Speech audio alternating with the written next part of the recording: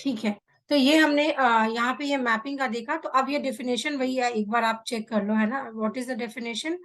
So because examination में 1 marks का जो क्वेश्चन पूछा है, ऑब्वियसली आपको करेक्ट डेफिनेशन लिखना होगा।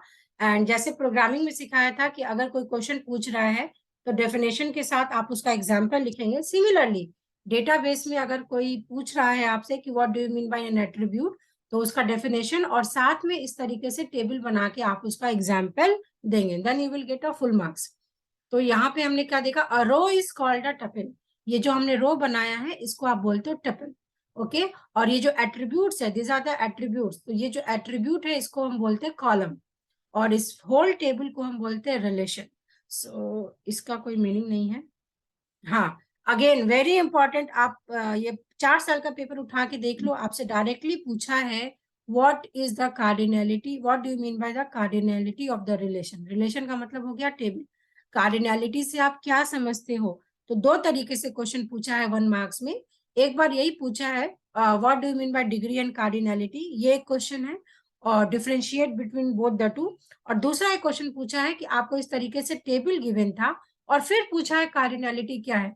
अब इस डेफिनेशन को पढ़ के जरा मुझे बता दो, जो स्टूडेंट टेबल है और जो आपका कॉलेज टेबल बनाया है, इस दोनों की कार्डिनलिटी क्या है? जरा ये डेफिनेशन पढ़ के मुझे बताओ आंसर। क्या समझते हैं जरा मैं भी देखूं। This is a English definition, इसको पढ़ के क्या आएगा आंसर? मैम कॉलेज वाले में दो होगा ना? नहीं, आप ऐसा में बोलो 2 होगा। आप बताओ कितना होगा, वो मैं बताऊंगी सही है या गलत। मैम हेडिंग लेते हैं कि नहीं लेते हैं कार्डिनलिटी में? लेते हैं। एक वो क्वेश्चन लेते आपको हैं। बता देती हूँ। मैम स्टूडेंट का 4 होगा ना?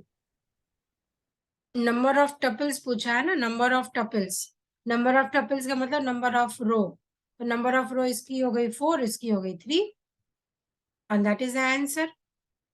Number of yes. Tuples determines the cardinality of the relation.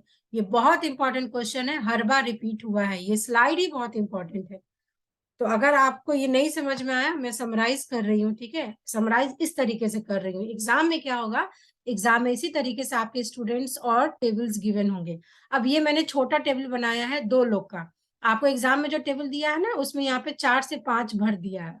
क्यों? क्योंकि आपका उतना वो टाइम खाना चाहते हैं एग्जामिनेशन में। तो बिल्कुल भी घबराना मत, बहुत ध्यान से समझ के पढ़ना कि आपका ये टेबल है student, this is your marks table. एक स्टूडेंट टेबल है जिसमें हमने रोल नंबर लिया है, this is my attribute 1, this is my attribute 2। Similarly marks में रोल नंबर है, मार्क्स ऑप्टेन है। अब मैं इस क्वेश्चन को देख के अगर मैं आपसे पूछूं कि रोल नंबर 7 है, उसका नाम क्या है? बताओ, रोल नंबर 7 का नाम क्या है? जो वोंग। जो वॉन्ग।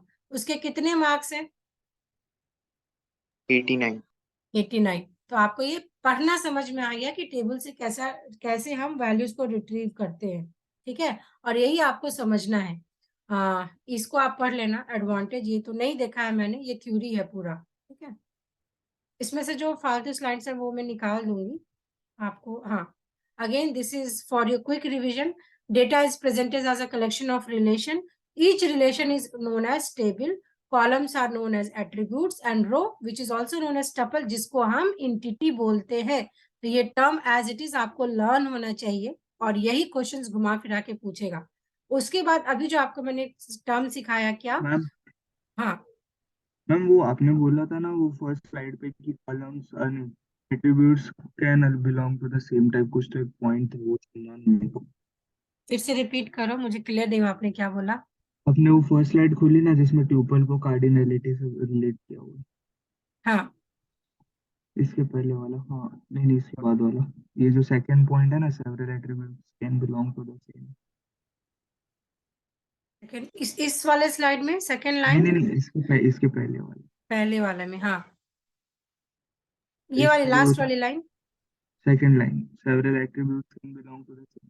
ये मैं पढ़ाऊंगी, several attributes can belong to the same domain. ये थोड़ा घुमा के बोला है, ऐसे तो नहीं आएगा आपको, वो समझने की और बात है मैम वो। शायद मेरे ख्याल से ऐसा जब भी मैं वाइवा के लिए प्रिपेयर कर रहा था प्रैक्टिकल के लिए, तो यूट्यूब पे वाइवा का वीडियो देखा था। हाँ, तो उसमें ऐसा बोला था कि मतलब कार्डिनलिटी में ना हेडिंग को नहीं लेते हैं। हाँ वो मैं चेक करती हूँ, एक second, I will just check it out. ये इसी स्लाइड में दिख जाएगा, है ना। इसका ये मीनिंग है, देखो, several attributes can belong to the same domain. Attributes आपके ये हो गया ना, ये जो प्रॉपर्टीज हम लिख रहे हैं, तो हो सकता है एक एट्रीब्यूट, जैसे आपका एज है, ऐसे समझो जैसे एज है, अगर नहीं एज नहीं, मैं एक दूसरा एट्रीब्यूट ले लेती हूँ, डेट ऑफ बर्थ। अगर आपने मुझे अपना डेट ऑफ बर्थ बता दिया, क्या मैं इससे आपका एज डिराइव कर लूंगी? कर लूंगी ना। तो कुछ हाँ। ऐसे भी एट्रीब्यूट्स होते हैं जो कि एक ये हो गया आपका पेरेंट एट्रीब्यूट। इस पेरेंट एट्रीब्यूट के बेसिस पे मैं एक दूसरा इंफॉर्मेशन भी डिराइव कर रही हूँ। तो इस तरीके से भी काफी सारी चीजें होती हैं। वो जब ईआरडी आप डिटेल में पढ़ते हो ना, तो वो सब चीजें हम लोग पढ़ाते हैं, बट अभी उस पर नहीं जाएंगे। ईआरडी आपको क्वेश्चन में नहीं पूछा है, तो आपको इसी टर्म्स में समझाती हूँ यहाँ पे। हाँ, एक ये टेबल है ऑर्डर, ये एक टेबल है ऑर्डर का डिटेल। ठीक है। अब जैसे यहाँ पे आपने एक ऑर्डर प्लेस किया अमेजोन पे जाकर, तो उसकी एक आईडी होती है, यूनिक आईडी। वेरी इंपॉर्टेंट, मैं बोल रही हूँ एक शब्द, that is unique ID. Unique ID का मतलब है it will never repeat, never repeat. आप एक जो प्रोडक्ट ऑर्डर करते हो और इमीडिएट सेम प्रोडक्ट ऑर्डर करो, तो क्या उसकी ऑर्डर आईडी अलग अलग होती है या सेम होती है? डिफरेंट। डिफरेंट होती है। तो हमेशा याद रखिए, कहीं ना कहीं जो हमारे पास डेटा है, उस डेटा में एक यूनिक फील्ड तो चाहिए, ताकि हम हर रिकॉर्ड में से उसको यूनिकली आइडेंटिफाई कर सके। जैसे अगर नॉर्मल स्कूल की बात करेंगे, स्कूल में आप लोग को मिलता है रजिस्ट्रेशन नंबर। एक स्टूडेंट का रजिस्ट्रेशन नंबर कभी भी रिपीट नहीं होता है उस स्कूल में। सिमिलरली अगर मैं अपनी बात करूं, हम लोग अपनी बात करें, तो हमारा आधार नंबर, इसीलिए हमारा आधार नंबर बना है ना, ताकि एक पर्सन इंडिया के किसी भी लोकेशन पे चला जाए, उसका आधार नंबर तो रिपीट नहीं होगा। That is how we identify yourself. इसीलिए इसी तरीके से आपका पैन नंबर है, आपका ड्राइविंग लाइसेंस है, जो कभी भी रिपीट नहीं होगा।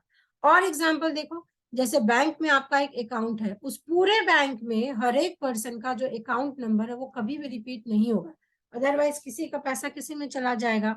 तो यूनिक आईडी, उसी यूनिक आईडी को आप बोलते हैं प्राइमरी की। और ये क्वेश्चन कैसे पूछा एग्जाम में? आपसे सिंपली पूछा है define primary key. This is one question, define primary की। दूसरा क्वेश्चन ये पूछा है, इस तरीके से टेबल गिवन था और आपको ये पूछा है इस टेबल में कौन सा रिकॉर्ड आपका प्राइमरी की बन सकता है एंड वाई। क्वेश्चन आपको समझ में आ रहा है? आपके बोर्ड एग्जाम में क्वेश्चन कैसे पूछ रहा है? दोनों तरीके से पूछ रहा है, डिफाइन प्राइमरी की, और या तो टेबल गिवन है और आपसे पूछेगा कि आपको, आपके अकॉर्डिंग आपको कौन सा एट्रीब्यूट ऐसा लगता है जो प्राइमरी की बन सकता है, एक्सप्लेन इट। ये एक मार्क्स का क्वेश्चन है। अब उसके बाद देखो, अगर ये ऑर्डर टेबल है, ऑर्डर का डिटेल्स, अब इस टेबल में मुझे पता है ये एक पेन मैंने खरीदा, उस पेन का ऑर्डर आईडी ये है ना, बट इसमें ये नहीं लिखा है कि मैंने किस डेट को खरीदा, वो दूसरे टेबल में है ऑर्डर का डिटेल। तो यहाँ पे मुझे समझ में आ जाएगा कि ये जो ऑर्डर आईडी है, इसका किस डेट को मैंने खरीदा है, तो इस डेट को खरीदा है। तो जब इस प्राइमरी की को किसी दूसरे टेबल में हम रेफरेंस के लिए यूज करते हैं, तो इसको हम बोलते हैं foreign key, which is also known as reference table या रेफरेंस एट्रीब्यूट। तो प्राइमरी की, फॉरेन की समझ में आया? एक ऐसा टेबल जिसमें एक ऐसा कॉलम है जो उसको यूनिकली बता रहा है ना, हर एक रिकॉर्ड के लिए वो एक यूनिक वैल्यू है। उसी यूनिक वैल्यू को जब हम किसी दूसरे टेबल में मैपिंग के लिए यूज करते हैं, तो यही प्राइमरी की दूसरे टेबल में फॉरेन की बनता है। And that is the meaning of primary की एंड फॉरेन की। प्राइमरी की और फॉरेन की, ये प्राइमरी की और फॉरेन की का कॉन्सेप्ट है। ठीक है। इसीलिए यहाँ पे देखो, every table has a set of attributes that are taken together as a key, technically a super key which uniquely identifies each entity. अब थोड़ा सा यहाँ पे रिलेट करके बता देती हूँ, कल आपको पढ़ाया है dictionary. What was the dictionary data type? जल्दी बताओ, डिक्शनरी डेटा टाइप में क्या यूनिक फीचर था? की मैम वैल्यू उसमें पे पहले की डिफाइन वैल्यू करता पेयर। है। क्या अब आपको ये समझ में आया what is the meaning of की? इस की का यस सर। मीनिंग है कि ये यूनिक होगा इस पर्टिकुलर रिकॉर्ड के लिए, है ना। जैसे मैंने बोला ए, अगर मैं ए लिख रही हूँ, इसका मतलब आएगा 1 2 3 4, तो ये न्यूमेरिक वैल्यू है। अगर मैंने बोला बी, तो बी में मैंने किसी स्टूडेंट का नाम दे दिया A B C, और इस पूरे को एक ऐसे बना देती हूँ ना, ये ऐसे बनेगा, ये मैंने टुपल बना दिया, चलो ये टपल बना दिया। हाँ। तो अगर मैं आपको बोलूंगी ए, तो ए का मतलब क्या देगा, 1 2 3 4, and that is the meaning of की। एक ऐसा की जिसका हम यूज करते हैं किसी भी रिकॉर्ड को यूनिकली आइडेंटिफाई करने के लिए। अब यहाँ पे आप बोलोगे ये सुपर की क्या है, ये तो नया टर्म दिख रहा है। तो ये मैं छोटी सी चीज आपको समझा देती हूँ यहाँ पे। ये एक यूनिवर्स बना दी, ठीक है, ये यूनिवर्स बना दी। इस यूनिवर्स को हम बोलते हैं सुपर की। इसी में एक सबसे छोटा बना देती हूँ जिसको हम बोलते हैं कैंडिडेट की या प्राइमरी की, इस तरीके से, या फॉरेन की। ये तीन चीज आपके इंपॉर्टेंट है। तो इसका मतलब आप समझते हो, अगर मैं बोलूं प्राइमरी की, अगर मैं बोलूं फॉरेन की, अगर मैं बोलूं कैंडिडेट की, ये तीनों किसके अंदर है, सुपर की के अंदर है। जैसे आपने बोला मेरे को फास्ट फूड खाना है, इस फास्ट फूड के अंदर मैंने बोला यहाँ पे पिज्जा है, यहाँ पे बर्गर है, यहाँ पे चाउमीन है, यहाँ पे सैंडविच है। तो ये चारों जो है, ये चारों कैटेगरी किसको बिलोंग कर रहा है, फास्ट फूड को बिलोंग कर रहा है, यस और नो। तो सुपर की कुछ नया नहीं है। आप जब इसको एक बड़े सेट के फॉर्म में देख रहे हो, बड़े सेट के फॉर्म में देख रहे हो, दैट इज द सुपर की। इस सुपर की के अंदर आपका प्राइमरी की, कैंडिडेट की और फॉरेन की का कॉन्सेप्ट आता है। अब देखो ये भी एक टेबल गिवन है, इस तरीके से आपके 2-3 बड़े बड़े टेबल एग्जाम में दिया होगा। वेरी इंपॉर्टेंट स्लाइड, इसको समझा के फिर क्लास वाइंड अप कर देती हूँ, है ना। हाँ, जितना आपने आज एसक्यूएल पढ़ा उसको प्लीज रिवाइज कर लेना। सबसे पहले आपने पढ़ा relation. Now what is the meaning of relation. Relation is a table. Relation is a table जो कि मैट्रिक्स फॉर्म में होता है। मैट्रिक्स फॉर्म का मतलब होता है which is in the form of row and column. और टेबल कुछ भी हो सकता है, मेरी मर्जी है, मेरे को जितनी मर्जी है उतना मैं टेबल एग्जाम में बना दूंगी, ठीक है। उसी टेबल की जब बात होती है या रिलेशन की बात होती है, तो दूसरा आप पढ़ते हैं ट्यूपल। ट्यूपल का मीनिंग होता है कोई भी रो या कोई भी रिकॉर्ड। उसके बाद थर्ड आपका होता है that is an attribute. Attribute का मतलब होता है किसी भी फील्ड को या किसी भी कॉलम को आप बोलते हैं एट्रीब्यूट। जैसे यहाँ पे देखो, कस्टमर एक टेबल है, कस्टमर का क्या होगा, कस्टमर का अपना एक आईडी होगा, कस्टमर का एक नेम होगा, कस्टमर का एक एड्रेस होगा, ठीक है। तो जैसे उसमें रिकॉर्ड भरते जा रहे हैं उसको रो बोलेंगे। और कस्टमर ने किस प्रोडक्ट को किस डेट को ऑर्डर किया था, उस प्रोडक्ट का आइटम नंबर क्या है, कस्टमर का नाम क्या है, ये एट्रीब्यूट है ना, जो इस तरीके से बनेगा। इसको अगर आप बनाओगे तो यहाँ पे मैं टेबल बना के बता देती हूँ। इसका ये मतलब है, यहाँ पे देखो एक कस्टमर नाम का टेबल बनेगा, कस्टमर। उस कस्टमर में आपको पहले इसने बोला ऑर्डर का डेट, ऑर्डर का डेट, ये इसका क्या बना, कॉलम बना। यहाँ पे आइटम का नंबर, ये दूसरा कॉलम बना। फिर यहाँ पे कस्टमर का नंबर, ये तीसरा बना। तो ये समझ रहे हैं ना, ये कॉलम बना रहे हैं। इसके अंदर आपने बोला ऑर्डर का डेट है 11 फरवरी, आइटम है 1 और कस्टमर का नंबर है आकाश। ये इसका क्या बना, रिकॉर्ड बना। उसके बाद चौथा आपने क्या पढ़ा, कार्डिनलिटी। सो कार्डिनलिटी क्या देगा, नंबर ऑफ टपल्स देगा, ठीक है। कि आपके टेबल में कितने नंबर ऑफ आपने रोज को बनाया। टपल्स का मतलब कितने नंबर ऑफ रोज, शायद यस, हेडिंग नहीं काउंट होता है इसमें। इसमें सिर्फ आपका रिकॉर्ड्स काम होगा, रिकॉर्ड काउंट होगा। उसके बाद अगेन आपसे बहुत इंपॉर्टेंट है कार्डिनलिटी और डिग्री। डायरेक्ट क्वेश्चन पूछा है, what do you mean by cardinality और डिग्री। डिग्री का मतलब अपोजिट, कि नंबर ऑफ एट्रीब्यूट्स कितने हैं। तो नंबर ऑफ एट्रीब्यूट्स कितने हैं, यहाँ पे 3 है ना, 1 2 3। हाँ, यस, आपका कंफर्म है कि कार्डिनलिटी में हेडिंग काउंट नहीं होगा। यहाँ पे चाहे तो मैं लिख देती हूँ हेडिंग नॉट, समझ में आएगा क्या आपको, हेडिंग विल नॉट काउंटेड, ठीक है। और देखो यहाँ पे लिखा है नंबर ऑफ एट्रीब्यूट्स कितने हैं, 3 है। क्यों, क्योंकि दिस इज योर एट्रीब्यूट 1 जिसको कॉलम बोला, ये कॉलम 2 है और ये कॉलम 3 है। तो अब आपको डिफरेंस समझ में आया, what is cardinality and what is degree. Yes ma'am. हाँ। और ये आपका 6 है डोमेन। डोमेन का मतलब है set of all the values. Domain का मतलब ये जो हम यहाँ पे भर रहे हैं ना सारे वैल्यूज, तो कुछ रेंज डिफाइन कर रहे हैं। ये डोमेन पढ़ाऊंगी आपको, मतलब सारे वैल्यूज को ही अलग तरीके से हम बोलते हैं डोमेन। फिर आपने पढ़ा प्राइमरी की। प्राइमरी की क्या है, एक ऐसा एट्रीब्यूट या कॉम्बिनेशन ऑफ एट्रीब्यूट भी हो सकता है जो कि यूनिकली आइडेंटिफाई करेगा किसी भी एक रिकॉर्ड को। जैसे आपका आधार नंबर, जैसे देखो कस्टमर टेबल है, ऑब्वियस सी बात है, उसमें जो कस्टमर का आईडी होगा वो प्राइमरी की होगा। आप अगर ऑर्डर प्लेस कर रहे हो तो ऑर्डर डिटेल नाम का जो टेबल है, ये जो एक टेबल है, इसमें हर एक ऑर्डर का अपना एक यूनिक आईडी होगा और उसका आइटम नंबर का कॉम्बिनेशन भी आप बना सकते हैं।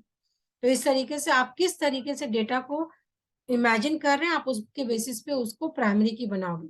और फाइनली आपने यहाँ सीखा फॉरेन की। फॉरेन की क्या बताएगा, एक कार्डिनलिटी 7 कैसे हुआ है वो बताइए। ये ऑर्डर डिटेल हमने बनाया नहीं ना, यहाँ पे इन्होंने लिखा नहीं है। ये देखो एक इसमें, ये देखो यहाँ पे है ना, 1 2 3 4 5 6 7, अच्छा यहाँ के लिए, ओके ये वाला टेबल वहां पे लेके उन्होंने बनाया है। ओके। ठीक है, ये आपके 7 रोज हो गए। तो इसका वो है ना। और एग्जाम में आपको ऐसे ही क्वेश्चन पूछा है, फॉलोइंग टेबल दे देगा और इस टेबल को समझ के आपसे पूछ लेंगे what do you mean by cardinality, this is one of the question, and what is mean by your table. ये 2 इंपॉर्टेंट क्वेश्चन है आप एग्जामिनेशन के। Question number 3 is this one important, और ये तीनों क्वेश्चन पूछा है डेफिनेशन में, और ये दोनों भी डेफिनेशन प्लस इसका एप्लीकेटिव क्वेश्चन पूछा है। फॉरेन की क्या होगा, एक ऐसा एट्रीब्यूट या कॉम्बिनेशन ऑफ एट्रीब्यूट जो किसी भी एक रिलेशन में है और उसी को वो इंडिकेट कर रहा है दूसरे रिलेशन में मैपिंग के लिए। दिस इज योर फॉरेन की। जैसे यहाँ पे समझ लीजिए, ये जो टेबल है आपका, इस टेबल में अगर मैं तुमसे पूछूं this is my table 1, this is my table 2, this is my table 3 और दिस इज माई टेबल 4, जरा मुझे जल्दी से देख के बता दो हर एक टेबल में कौन सा आपको लगता है प्राइमरी की बनने के लायक है, इसको आप प्राइमरी की बनाओगे, जल्दी बताओ। Order number, order number. So this is the customer table. इस कस्टमर टेबल में हर एक कस्टमर का एक यूनिक आईडी होगा, so this can be your primary. ठीक है, आइटम बताओ, आइटम में कौन सा आपका प्राइमरी की होगा। Item number. हर एक टेबल में जो भी डिस्क्रिप्शन है, जो भी है, ये आपका बन जाएगा प्राइमरी की। और ऑर्डर डिटेल्स में क्या हो जाएगा, ऑर्डर डिटेल्स में बताओ, ऑर्डर नंबर। और इस ऑर्डर टेबल का ये ऑर्डर नंबर प्राइमरी की हो सकता है। अब ये आइटम नंबर यहाँ पे क्या है बता दो मुझे। वो इसके रिलेटेड है। ये इस टेबल को यहाँ पे रिलेट कर रहा फॉरेन है, की। तो ये आपका हो जाएगा यहाँ पे फॉरेन की। ठीक है, अब ये ऑर्डर वाला में बता दो, ऑर्डर अगस्त, ऑर्डर नंबर यहाँ पे क्या है, प्राइमरी। मारूंगी पकड़ के अभी, सही से देख के बताओ क्या है। ये ऑर्डर नंबर यहाँ से उठाया है ना, अरे हाँ, फॉरेन। फॉरेन है, कस्टमर ये भी उधर फॉरेन से। की है। ठीक है, ऑर्डर डेट। ये कस्टमर नंबर ये क्या है, ये भी फॉरेन ये की भी है। फॉरेन। और ये ऑर्डर टेबल, ऑर्डर डेट इसका हो सकता है, इसको आप अब, हाँ ये फॉरेन की है, ये फॉरेन की। अब देखो एक यहाँ पे, तो आपको एग्जाम में यही क्वेश्चन पूछा है कि आपके अकॉर्डिंग कौन सा प्राइमरी की बनेगा, कौन सा फॉरेन की बनेगा। एक्सप्लेन, एक्सप्लेन भी बोल दिया है, तो आपको बताना पड़ेगा कि because customer is a table जिसमें 3 एट्रीब्यूट है, बट 3 एट्रीब्यूट में हो सकता है 2 कस्टमर का नाम सेम हो, ऐसा भी हो सकता है दोनों कस्टमर एक महाराष्ट्र स्टेट में हो, एक यूपी के स्टेट में हो, तो उनके फोन नंबर भी सेम हो सकते हैं, बट उसका कस्टमर नंबर हमेशा डिफरेंट होगा। So that is why we can conclude कि primary key will always be customer number. Similarly हो सकता है ऋतिक है, हो सकता है महेश है, उस दोनों ने एक ही प्रोडक्ट को ऑर्डर किया है ना, आप दोनों ने एक ही प्रोडक्ट को ऑर्डर किया है, तो आपका प्रोडक्ट तो सेम होगा, प्रोडक्ट सेम है तो उसकी प्राइस भी सेम होगा, बट आपने अपने सिस्टम से लॉगिन किया है, उसने अपने सिस्टम से लॉगिन किया, तो उसका आइटम नंबर अलग अलग हो सकता है, इसीलिए आइटम नंबर को आइटम में हम अलग अलग बनाएंगे। अब अगर ऑर्डर डिटेल्स की बात करेंगे तो हो सकता है, देखो यहाँ पे देखो, दो दो ऑर्डर सेम है ना, 2 ऑर्डर सेम है। जैसे मैंने बोला मेरे को एक लैपटॉप खरीदना है डेल का, तो मेरा ऑर्डर नंबर सेम आएगा, क्योंकि लैपटॉप जो डेल कंपनी का उसका तो प्रोडक्ट नंबर एक ही होगा, बट दोनों बंदे हैं, मैंने 50 क्वांटिटी लिया, किसी ने 150 क्वांटिटी लिया, और ऑर्डर नंबर सेम है, बट आइटम दोनों अलग अलग है। उसी तरीके से कोई किसी और डेट पे ले सकता है, तो आप इसको इस तरीके से इमेजिन करके आपको एक्सप्लेन करना पड़ेगा, और इसी टेबल को कंसिडर करके उन्होंने यहाँ पे लिखा है नंबर ऑफ एट्रीब्यूट कितने हैं और कार्डिनलिटी कितने हैं। तो जो आपका ऑर्डर मैम डिटेल, तो वो जो फोर्थ टेबल है जिसमें 2 फॉरेन की है, तो उसमें फिर प्राइमरी की ऑर्डर डेट को मानेंगे क्या, क्योंकि नहीं डेट तो सेम प्राइमरी हो की अब सकती ऑर्डर डेट को नहीं मानेंगे, क्यों, क्योंकि एक सिंपल सा चीजें समझो, एक कस्टमर है, हो सकता है उसने इमीडिएट एक ही तरीके का ऑर्डर प्लेस किया है, हो सकता है ना, मैं एक ही हाँ तरीके मैम। का ऑर्डर प्लेस कर रही हूँ, तो अब सेम डेट भी हो जाएगा, तो आप ऑर्डर डेट को प्राइमरी की नहीं बना सकते हैं। अब क्वेश्चन ये उठता है कि फिर प्राइमरी की किसको बनाएंगे? तो प्राइमरी की इस केस में आपका ऐसे बनेगा, या तो नहीं बनाओ, जरूरत नहीं है तो मत बनाओ, क्योंकि it is not necessary every relation must be having a primary की। क्या मैंने एक स्टेटमेंट बोला? It is not necessary, it is not necessary, it is not necessary every table, every relation लिखूंगी, टेबल नहीं लिखूंगी, every relation must be having primary की, ये नेसेसरी नहीं है, कोई मैंडेटरी नहीं है, ठीक है।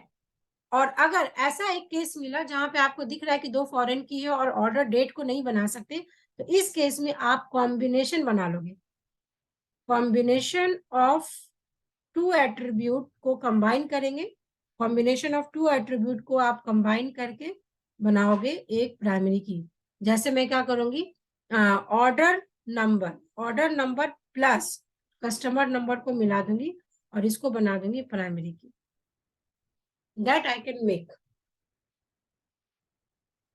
कैसे बना देंगे देखो, यहाँ पे जो 101 है, 101 इसका कस्टमर नंबर है 002, ठीक है, 102 है उसका कस्टमर नंबर, ये अलग है। पहले तो देखो ये रिपीट नहीं हो रहा है, ठीक है, ये रिपीट नहीं हो रहा है, इट मीन्स ये इस टेबल के लिए यूनिक हो गया।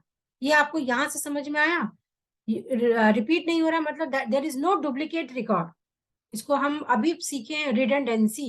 रिडंडेंसी का मतलब क्या होता है? डुप्लीकेट, है ना। तो क्या आपको ऑर्डर नंबर डुप्लीकेट कहीं दिख रहा है इस टेबल में, ऑर्डर अगस्त में? No ma'am. नहीं। Although it is a foreign key, but still हम इसको प्राइमरी की बना सकते हैं। क्यों? क्योंकि मुझे दिख रहा है यहाँ पे कोई भी डुप्लीकेट डेटा नहीं है। अब इधर देखो, अब यहाँ पे जैसे ये इसको उठा लेती हूँ, 002 है, 002 है, आप बोलेंगे कि कस्टमर नंबर तो डुप्लीकेट है, हाँ डुप्लीकेट है, इसीलिए कस्टमर नंबर को यहाँ पे प्राइमरी की आप नहीं बना सकते हैं। I am repeating again, order अगस्त में प्राइमरी की किसको बनाएंगे? तो ऑर्डर नंबर को you can also make as a primary key. क्यों? क्योंकि ये रिपीट नहीं हो रहा है। बट कस्टमर नंबर को नहीं बना सकते, क्यों? क्योंकि मुझे यहाँ पे क्लियरली दिख रहा है जो 002 है ये रिपीट हो रहा है और 003 भी यहाँ पे रिपीट हो रहा है। तो अगर रिपीट हो रहा है तो वो कभी भी प्राइमरी की नहीं बनेगा। और ये बहुत इंपॉर्टेंट क्वेश्चन है, आपसे जो क्वेश्चन पूछता है ना, why this field can be a primary key, this field can be primary key, because वहां पे वो रिकॉर्ड डुप्लीकेट रिपीट नहीं हो रहा है। अब तो मैं या तो इसको यूनिक की करके प्राइमरी की बना दूंगी, नहीं तो दोनों के कॉम्बिनेशन को भी बना दूंगी। क्यों दोनों की कॉम्बिनेशन को बना सकते हैं? क्योंकि अगर ये रिकॉर्ड रिपीट भी हो रहा है पर ये एक यूनिक रिकॉर्ड है, और ये भी देखो एक यूनिक रिकॉर्ड है। क्यों ये यूनिक है? क्योंकि इसी कस्टमर के लिए आपका ऑर्डर नंबर अलग है, इसी कस्टमर के लिए ऑर्डर नंबर अलग है, तो दोनों के कॉम्बिनेशन को also we can make a primary key. हाँ, अब एक क्वेश्चन मुझे हृदय ने पूछ लिया कि कस्टमर टेबल में रिकॉर्ड यहाँ पे चेंज, ये रिपीट हो रहा है, कस्टमर नंबर यहाँ पे ये दोनों रिपीट हो रहा है, तो इसको हमने प्राइमरी की कैसे बनाया?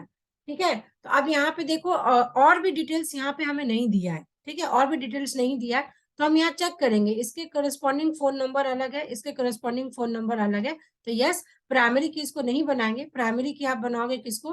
Customer number plus phone number, इसके कॉम्बिनेशन को मिला के आप प्राइमरी की बनाएंगे। So this can also be a primary की, दोनों कॉम्बिनेशन में बनेगा। तो yes that is a good way कि आप इस चीज को अब एनालाइज कर पा रहे हैं, किसको बना पा रहे हैं, किसको नहीं बना पा रहे। बिल्कुल भी करेक्ट, इसको प्राइमरी की अकेले नहीं बनाओगे, इस दोनों के कॉम्बिनेशन को आप प्राइमरी की बनाएंगे। सिमिलरली इस टेबल को देखो, यहाँ पे भी ये दोनों रिकॉर्ड सेम आ रहा है, तो अगेन आपका ये सिर्फ प्राइमरी की नहीं बनेगा, इसको भी मिला दो, इसको भी मिला दो।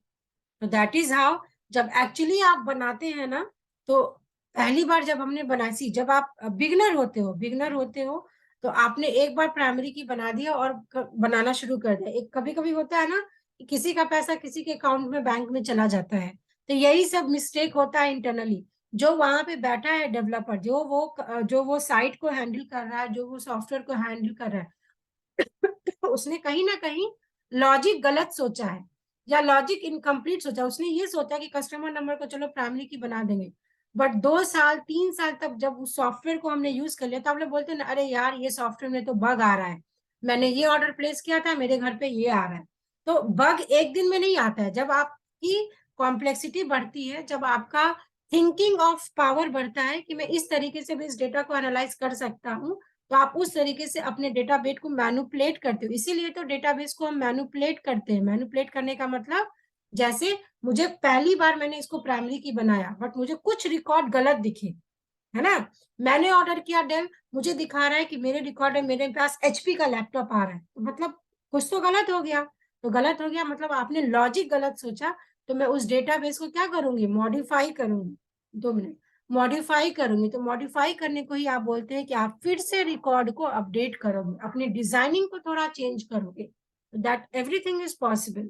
आप बना ही रहे हो ना, एक सॉफ्टवेयर को चलाते हैं तो बग होता है, तभी तो उसको फिर से हम रीडिजाइन करते हैं, यस और नो।